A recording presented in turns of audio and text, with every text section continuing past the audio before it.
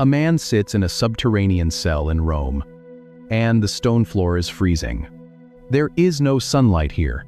They assume it is a swan song. They read it as a grandfatherly collection of pastoral proverbs, handed down to a young protege before the clock runs out. At the very end of a major sacrifice, after the meat was placed on the fire, the priest would take a cup of unmixed, expensive wine. He would not drink it. He would tip the cup and pour the deep red liquid directly over the burning coals of the altar. The wine hits the searing heat. The liquid vaporizes into steam. A sudden, fragrant smoke rises toward the ceiling, and the wine is gone. That final, total vaporization is spendomai. Paul looks at his own imminent decapitation, and he refuses to give the Roman Empire the credit for his death. He is not a victim of a corrupt political system. He is a priest standing at his own altar. This execution is not a defeat. It is the final pouring out of the wine. Years earlier, writing to the church in Philippi, Paul used this exact same word as a hypothetical. He told them he would be glad if his life was spendomai, poured out as an offering for their faith. But now, in the freezing cell, it is no longer a metaphor. The cup is tipped. The liquid is falling. The altar is hot. Rome thinks they are extinguishing a rebellion. They think they are silencing a nuisance. They think the blade will be the end of the story. But Paul's use of this single word shifts the entire cosmos. His life is not being taken. It is being given. And it does carry the raw, breathless weight of an ending. You can hear the finality in every chapter. But if you look closer, his blood is not a tragic waste. It is a fragrant offering, rising into the nostrils of God. Every ounce of his energy, his breath, his freedom, and finally, his physical blood emptied. Nothing saved for himself. Nothing held back in reserve. The cup is completely dry. He writes these words not to make Timothy feel sad, but to make him unbreakable. He is showing his terrified protege that Rome has no actual power over a man who has already placed himself on the altar. But in the very next breath, the lyrical defiance gives way to something profoundly human, because even a man pouring himself out on the altar still has to survive the freezing dark. If you have ever stood in a place where you did exactly what was asked of you, and your only reward was complete, deafening isolation, you know, the specific kind of dark Paul is sitting in. We tend to romanticize the final chapters of our heroes. We read the poetic victory of the poured-out wine, and we assume the apostle is floating above the pain in some state of untouchable spiritual euphoria. But spiritual victory does not turn a stone floor into a mattress. It does not warm the freezing air. If you look at the specific Greek verbs he chooses in the dark, if you look at the mundane physical objects he desperately requests, and it does not make the betrayal of your closest friends hurt any less. You can be entirely in the center of God's will and still be shivering in the damp cold, listening to the echo of footsteps walking away. When you are holding the line, and the people who swore to stand by you suddenly vanish. The human mind plays a terrifying trick. It conflates the departure of people with the departure of the divine. You look around the empty room, you feel the cold weight of the isolation, and the silence whispers that heaven has also closed its doors. If you are in a season where your own trusted friends have distanced themselves because standing with you became too costly or too complicated, you know how that phantom abandonment feels. You carry it as a physical tightness in your jaw and your chest. The isolation tells you that because you are alone, you must have failed. It tells you that if God were truly pleased with you, the room would be full and the defense would be loud. But the departure of the crowd is not the withdrawal of the spirit. It is the clearing of the stage. Look at the greatest church planter in human history. He is at the absolute apex of his faithfulness. If you trace the names of the men who have abandoned him to save their own lives, you start to see something the sentimental reading completely misses. He has fought the good fight. He has kept the faith. And his immediate reward is a lightless subterranean pit and a long list of deserters. Faithfulness is not a guarantee of a crowded room. It is the quiet resolve to stand in the empty one. Paul does not write this letter to complain to Timothy about the ghosting. He writes it to shatter the illusion that being abandoned by men means being abandoned by God. When every human support structure violently collapses, the only thing holding you upright is the raw, unmediated presence of the one who called you. But Paul is not an ethereal spirit. He is an old man with failing eyes and a freezing body. And before he signs his name to this parchment for the very last time, he asks his young friend to make the dangerous journey to Rome and bring him 3 highly specific physical objects. And the middle object on that list breaks the heart. He dips the pen. He makes his final requests. He does not ask for a rescue party. He does not ask for a Roman lawyer. He does not ask for an imperial pardon. He asks for a man, a coat, and a book. Get Mark and bring him with you. Bring the cloak that I left with Carpus at Troas. And bring my scrolls, especially the parchments. Look at the rhythm of this list. This letter is not a resignation. It is a battle plan. Paul is not writing to tell Timothy how to die well. Look at the absolute humanity of it. Bring Mark, the young man who abandoned Paul's mission years ago, the man Paul once angrily rejected, forgiven, redeemed, deeply needed in the dark. Bring the parchments, the heavy animal skins, the Hebrew text, the words of God. Even here, at the absolute edge of his life, his mind is not shutting down. He wants to read. He wants to study the prophets. Bring the cloak. Look at this middle request. A heavy, woolen travel garment. A circular piece of thick fabric designed to repel the rain. The cloak is not a spiritual metaphor. It is a desperate plea for body heat. Winter is moving across the Mediterranean. The winds are shifting. The stone walls of the Tullianum are turning into ice. Rome does not give blankets to dead men walking. The damp earth of the subterranean pit is leaching the heat from his bones. He is an old man. His body is already broken by shipwrecks, by stonings, by the 39 lashes of the synagogue. His circulation is failing. He is shivering in the dark. He wants his coat. He wants to feel the familiar weight of his own clothing. He wants to read the scriptures one last time. He wants to see his young friend's face. Timothy is hundreds of miles away across the sea in Ephesus. He is writing to tell him how to hold the line when the entire world is running away. Paul writes the next sentence with a raw, ticking urgency. Do your best to get here before winter. If the snow falls on the mountains, the passes will close. If the winter winds hit the Mediterranean, the ships will stay in port. If Timothy delays for even a few weeks, the window will shut. The cloak will not arrive. The scrolls will not arrive. The freezing dark will simply swallow the old man whole. A friend for his heart, a coat for his body, the text for his mind. He writes the instructions, folds the papyrus, and waits in the cold. But before the coat can arrive, the heavy iron door of the cell swings open. The Praetorian guards step into the lightless room. They grab the heavy chain. They pull the apostle upward, out of the pit, into the blinding sunlight of a Roman basilica. He is forced to stand before the imperial magistrate for his preliminary hearing. And what happens in that courtroom is the final, defining lesson the young pastor needs to hear. When a Roman citizen faces a capital charge, the imperial legal system requires a prima actio, a preliminary hearing, to establish the official parameters of the trial. The magistrate sits high on an elevated tribunal, his ivory chair resting on polished marble. The accused stands below in the massive, echoing basilica, a heavy iron chain binding his wrist to a soldier. Roman law offers a provision for the defense. The accused is allowed to bring, because the young man receiving this letter is not just grieving, he is terrified. The political machinery of the empire has just shifted.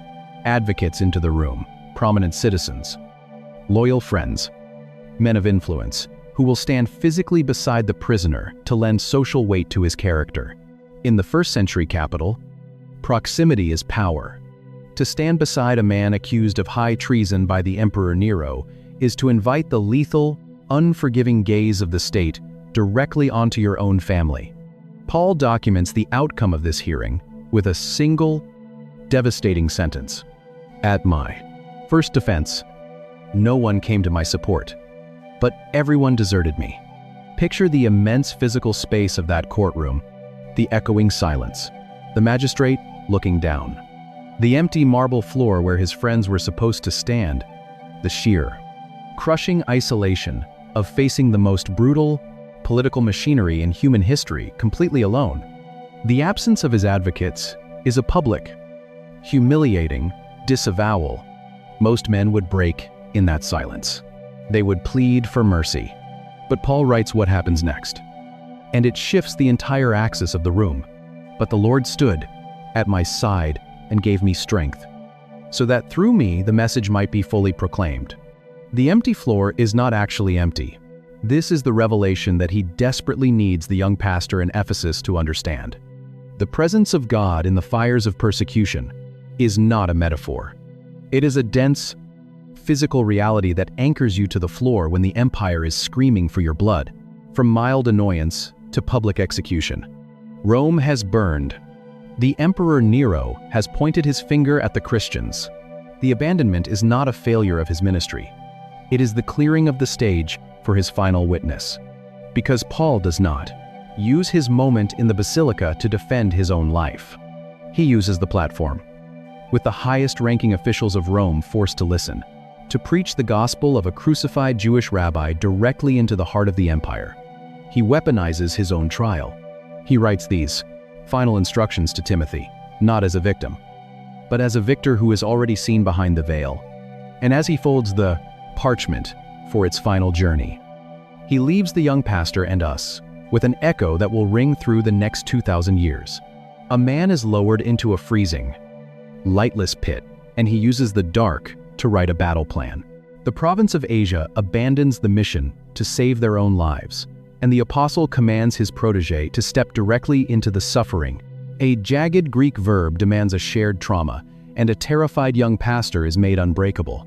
A cup of wine is poured over searing coals, and a brutal Roman execution is transformed into a holy sacrifice. The closest friends flee the winter cold, and the stage is cleared for the unmediated presence of the divine. And suddenly, being associated with Paul is no longer just a theological position. It is a death sentence. An old man begs for a woolen travel cloak and proves that spiritual victory does not erase physical pain. An imperial magistrate demands a legal defense, and the accused preaches a crucified king to the capital of the world. One letter, one final breath, one unbreakable line. But maybe the part that stays with me most is the cloak. A heavy, woolen garment requested by an old man shivering in the damp earth. Not a metaphor, not a theological symbol, just a desperate plea for body heat from a man who had already poured out everything he had. It reminds us that standing in the center of God's will does not make you immune to the cold, and holding the line does not mean your hands will not shake. If you are in a season where doing the right thing has left you completely isolated, the Tullianum cell is a place to sit. You are not failing just because you are freezing. The silence of the people who walked away from you is not the withdrawal of heaven. It is simply the clearing of the room. If this opens something for you, Timothy is in Ephesus, watching the churches Paul bled to plant begin to fracture. He is watching trusted leaders compromise. Subscribe. Leave a comment. Even one word helps. Share this with someone who feels like they are standing entirely alone right now.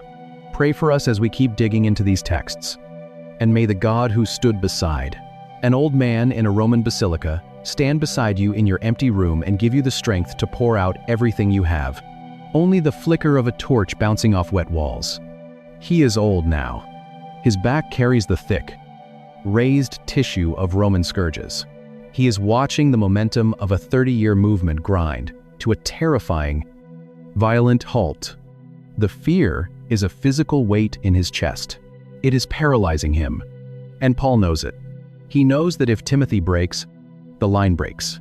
And from a dark hole beneath the capital of the world, Paul picks up a reed pen to diagnose exactly what is happening, to feel the absolute magnitude of what he writes.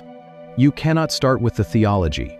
You have to start with the specific kind of isolation Rome engineered for its worst enemies. The Roman Empire did not build prisons to rehabilitate criminals, nor did they construct them to isolate danger from society. They built them to erase people. By the middle of the 1st century, the penal system of the empire operated on a brutal, calculated psychology, designed to strip an enemy of the state of their dignity, long before the executioner ever touched their neck. When a high-profile target like Paul was thrown into a subterranean dungeon like the Tullianum in Rome, he was not walked down a flight of stairs. He was lowered through a hole in the stone ceiling into a lightless, suffocating pit. The air down there was thick with the stench of raw sewage. His wrists bear the permanent friction burns of heavy iron chains. He is wrapped in a single, frayed cloak against the damp chill, damp earth, and unwashed bodies. You did not serve a measured sentence in this dark. You simply waited in the freezing blackness until the magistrate finally gave the order to die. The isolation engineered by the state was an active, psychological weapon. Rome did not provide rations for its prisoners, relying entirely on the condemned man's family and associates to bring food, water, and winter clothing to the cell. But here is the mechanism of terror the empire perfected. To bring a loaf of bread to a man condemned for treason against the emperor was to visibly align yourself with his treason in front of the Praetorian Guard. To show up at the prison gate was to place your own name on the imperial watch list. The chain on the prisoner's wrist was not just a physical restraint, it was a social contagion. Before the Great Fire of Rome in 64 AD, being a Christian was largely viewed by the Roman elite as a theological quirk, a strange, harmless dispute within Judaism. But after the Emperor Nero pinned the catastrophic burning of the capital on this small group of believers, the legal classification shifted overnight. Christians were no longer a nuisance. They were officially classified as haters of humanity. The full, crushing weight of the Roman legal apparatus was suddenly pointed directly at the church, transforming their public gatherings into illegal, lethal assemblies. Rome understood that if you engineer the consequences of loyalty to be sufficiently terrifying, listening to the slow drip of condensation and the heavy, rhythmic footsteps of the Praetorian Guard outside his door, you do not need to actively hunt down a man's followers. They will simply scatter into the shadows to preserve their own lives. Self-censoring and erasing the condemned man's legacy long before the imperial blade ever falls. They will deny the affiliation. They will quietly distance themselves from the controversial figure. They will convince themselves that survival is more important than solidarity. This is the exact sociological reality pressing down on the young pastor in Ephesus. Timothy is watching the Roman machine work exactly as designed, stripping away the early church's courage piece by piece. The fear of association is acting, like a virus, infecting the very leaders who were supposed to carry the torch after the apostles were gone. But this terror is not just theoretical for the man shivering in the cell. It is not a vague, philosophical threat looming somewhere on the distant horizon. The collapse of loyalty has already started, sweeping through entire provinces. And Paul is documenting the sheer scale of the abandonment. Paul dips his reed pen into the ink. He begins to list the casualties, not the martyrs, the deserters. He writes the devastating summary: "You know that everyone in the province of Asia has deserted me." The province of Asia, the crown jewel of his missionary work. The region where he spent years walking, preaching, and bleeding. He is not drafting a theological masterpiece for a seminary library. He is not outlining the governance of a new religion. The region where the word of the Lord once spread so powerfully that local silversmiths rioted in the streets. Gone. He writes down the names: Phygellus, Hermogenes, men who ate bread with him, men who stood with him in the public squares. They see the smoke rising from Rome. They hear the crack of the emperor's whip. They measure the cost of loyalty, and they find it too high. They pack their belongings. They shut their doors. They vanish into the crowds. The fear is a physical contagion. It moves from house to house. The underground churches stop meeting. The leaders stop mentioning the apostles' name. the association becomes toxic. He writes another name, Demas. Demas was in his inner circle. Demas was a brother in the trenches. But Rome looks powerful. The empire looks invincible. The cell is cold. And the chain is heavy. Demas chooses the warmth of the present world. He walks away. Crescens goes to Galatia. Titus goes to Dalmatia. Alexander the metalworker actively betrays him. The winter is coming. The stone floor is freezing. Only Luke remains.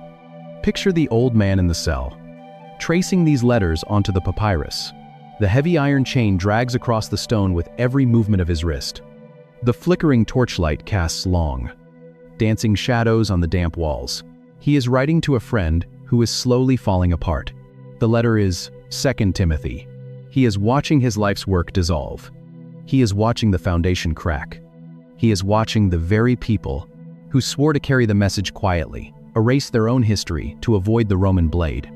This is not a strategic retreat. It is a total institutional collapse. Most leaders in this position would panic. They would draft a manifesto of damage control. They would soften the message to stop the bleeding.